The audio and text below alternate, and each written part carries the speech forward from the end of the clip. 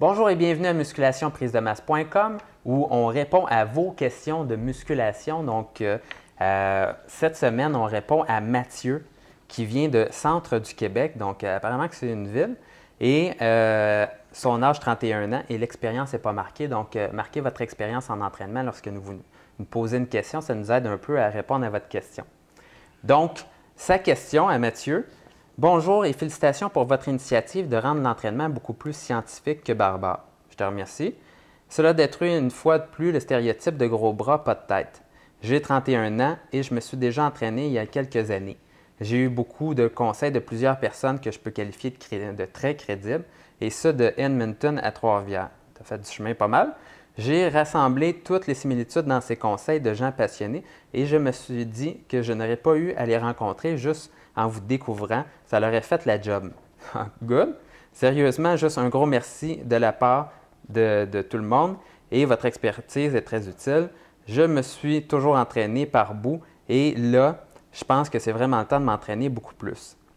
La trentaine m'a gagné et je suis crinqué comme jamais. Excellent. L'orgueil en prend un coup quand ta fille de 5 ans te dit « Papa, on dirait que tu as des seins de fille. » Ouais, je pense que ça donne toujours un méchant coup quand quelqu'un te dit ça. Mettons que ça donne un bon coup de pied dans le cul. Ouais, OK. Bon, ma question. Quel est le meilleur ordre de partie à entraîner que vous pouvez me conseiller? Biceps avec triceps ou le contraire? Dos avec épaule ou le contraire? Ou carrément y aller avec les extrémités, genre épaule avec jambes, etc. Merci et lâchez pas, vous êtes très, très apprécié. Bon, écoute Mathieu, je vais répondre à ça, puis je pense qu'il y a plusieurs personnes qui se posent cette question-là. Et d'ailleurs, je vois plein de monde au gym s'entraîner plein de muscles, un après l'autre, et souvent on revoit ces personnes-là dans le gym la séance d'après, puis ils modifient tout leur programme d'entraînement. Donc, je pense que c'est intéressant d'avoir une certaine structure et de savoir un peu qu'est-ce qui fonctionne puis qu'est-ce qui ne fonctionne pas pour prendre de la masse musculaire et s'assurer que ça frappe fort sur vos muscles et qu'ils soient capables de récupérer. Donc, les notions de base pour vous construire des bonnes séances d'entraînement, c'est de savoir, dans le fond, un muscle, combien de temps que ça y prend pour récupérer.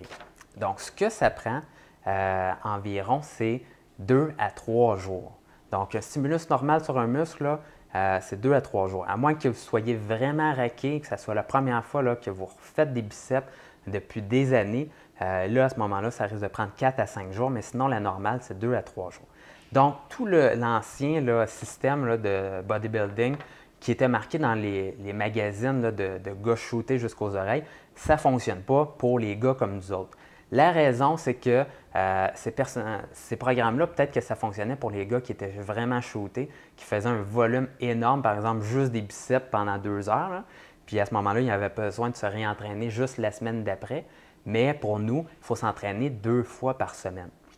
Donc, le système, comme je dis, s'entraîner les biceps le lundi, les triceps le mardi, les épaules le mercredi, puis le dos le jeudi, puis après ça, on répète ça la semaine d'après, ça ne fonctionne pas. Il faut s'entraîner 2 fois par semaine.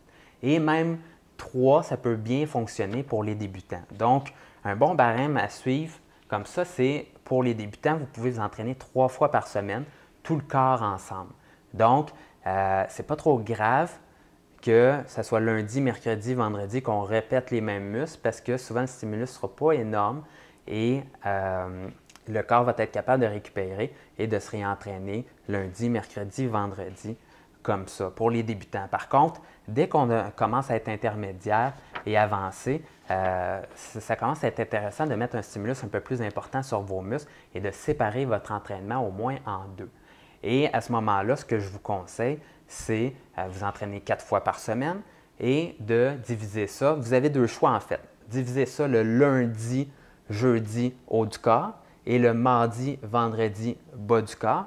Ou si vous êtes une personne qui a une génétique de fou au niveau des jambes et que ça ne vous intéresse tout simplement pas de les développer d'une façon supplémentaire, les gens qui ont une génétique, là, qui ont des mollets de même, là, quasiment gros comme ma tête, mais à ce moment-là, vous n'êtes pas obligé de vous entraîner les jambes si ça ne vous tente pas. Et ce que vous pouvez faire, c'est diviser votre haut du corps en 2. Donc, vous pouvez utiliser tous les exercices qui poussent le lundi, jeudi et tous les exercices qui tirent le mardi, vendredi. Donc, idéalement, vous ne placez pas un exercice qui pousse le lundi et un exercice qui pousse le mardi parce que vous allez saboter votre exercice par la suite. Donc, par exemple, vous ne placez pas les épaules le lundi et les pectoraux le mardi parce que là, vos épaules vont être déjà fatiguées, vous n'aurez pas des bons résultats sur vos pectoraux le mardi. Donc, tous les exercices ensemble le lundi qui poussent et tous les exercices qui tirent le mardi qui tirent. Donc, comment on divise ça? Comme je le disais, les pectoraux, les épaules et les triceps, tous ensemble le lundi, jeudi. Les exercices qui tirent, donc les chin-up ou le rowing, en plus des biceps comme ça, c'est les exercices qu'on place le mardi. Et en plus, vous pouvez rajouter les abdominaux parce que souvent, on veut les travailler quand même si on ne fait pas de jambes. Donc, vous pouvez placer les abdominaux avec cette séance-là. L'autre chose à mentionner, c'est que des fois, c'est intéressant de mettre un peu plus de volume sur le haut de votre dos. Parce que souvent, on s'est entraîné très longtemps à juste pousser vers l'avant, puis souvent, on met le bench press en premier dans notre séance d'entraînement et on néglige notre dos. Donc, vous pouvez mettre un peu plus de volume sur le dos. Et même, il y a plusieurs entraîneurs, c'est un courant aux États-Unis, qui disent qu'on devrait quasiment voir le haut du dos comme deux groupes musculaires. Donc, un qui, ils appellent ça vertical pulling, donc tirer d'en haut comme ça. Et il y en a un autre, horizontal pulling, comme ça, qui en serait un deuxième. Donc, vous pouvez même mettre beaucoup d'exercices pour tirer comme ça, beaucoup d'exercices pour tirer comme ça, donc rajouter des exercices pour le haut de votre dos et diviser ça de même. Maintenant, comment on place ça dans la semaine? Bien, je vous l'ai pas mal dit, donc 4 jours par semaine, ça devrait faire bien le travail pour stimuler vos muscles. Donc, j'espère que ça répond à ta question, Mathieu.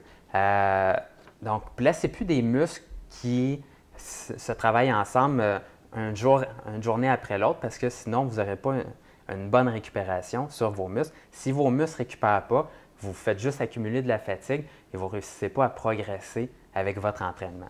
Donc là-dessus, j'espère que j'ai bien répondu à ta question, Mathieu. S'il y a quoi que ce soit, tu peux nous réécrire et on répond à vos questions de musculation. Donc, vous pouvez nous écrire là-dessus. Charles Lamontagne, musculationprisemasse.com. Bonne semaine d'entraînement.